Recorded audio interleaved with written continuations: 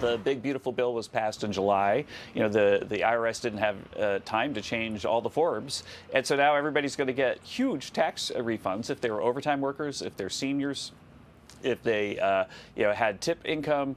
All those things are going to be refunded, those taxes this year when they file for their taxes.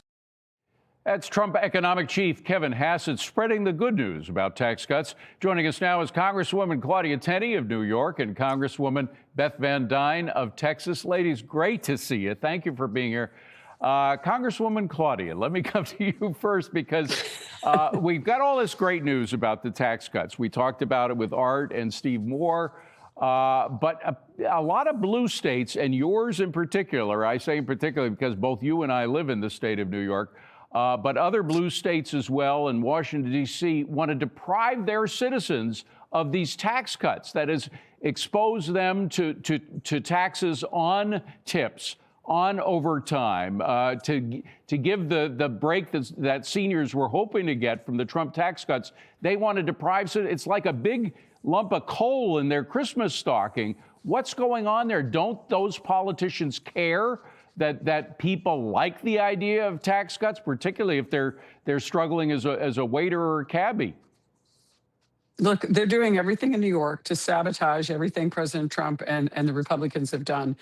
The New Yorkers are really excited about these things happening. They're raising taxes. They're continuing our catastrophically bad energy policy, which is the real reason we have high unaffordability in New York. It's because of all the extras that come from having, an unstable grid, really high energy costs, really high wages, really high regulatory regime. And as you were just talking about with the last two gentlemen on The Economist, what we've done in the tax cuts is not only have we lowered taxes, given incentives to small businesses to reinvest and create jobs and to create growth, which is what we need, we've also cut regulations and we've unleashed American energy.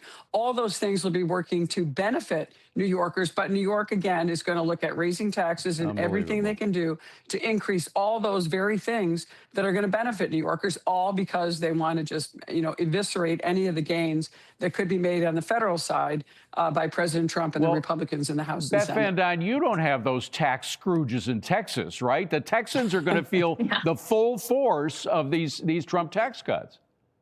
And as a result, Texas is going to continue to be the recipient of constituents who are voting with their feet from places like New York and California, because policies matter. And exactly right. This is what the Trump administration is trying to do. It recognizes the fact that we've got increases in costs. So what they tried to do with this bill was to be something for everyone, whether or not it was the hardworking folks in restaurants, giving them no tax on tips, or our law enforcement, no tax on overtime, or our seniors who are facing some of the highest increases in inflation under the Biden administration that they've had, and giving them a tax cut as well. We're going to get $100 billion less in taxes this next coming year as a direct result of the Republican and Trump administration tax policies. This is important. And what you're seeing in these blue states is they're going to continue to have a divide, because Democrats don't look at it as your money. They look at it as their money, and they've already spent it before you've made it. Absolutely. By the way, Beth, do you know if Jasmine Crockett, if she's elected, would she push for taxes? Of course, Texas has zero income tax, state income tax. Do you think Crockett would try to institute it in Texas? And what would Texans do to her if she did? So if she wanted to do that, then she should have stayed in the House where she was, because that is a decision that the state legislature makes for Texas. She didn't stand a chance of doing it then, and she absolutely doesn't as a federal, as a U.S. senator. Yeah. Claudia, let's talk about Mamdani, the Marxist in Manhattan. Is he going to get I don't think even though he and Trump seem to get along pretty well in the Oval Office, I don't think he's going to get a bailout from Donald Trump, President Trump. Is he going to get a bailout from the governor of New York, and whether it's Governor Hochul or a newcomer? Look, Governor Hochul endorsed him early on, much to everyone's surprise. She's embracing the extreme agenda that he has: Marxism, anti-Semitism, anti-police. And I think this is the one thing that really, I've talked to a lot of billionaires, and I'm sure Beth has as well, in New York City. They're less worried about paying more in taxes, although they're going to be getting a little bit of break because of the adjustments to the state and local tax deduction. But what they're most worried about is security and safety within New York. His defund demoralized the police movement, his willingness to not cooperate with ICE and taking dangerous cartel members, narco terrorists out of New York City who are causing the crime. That's what people are going to be worried about. And that's where so much of New York's money is going.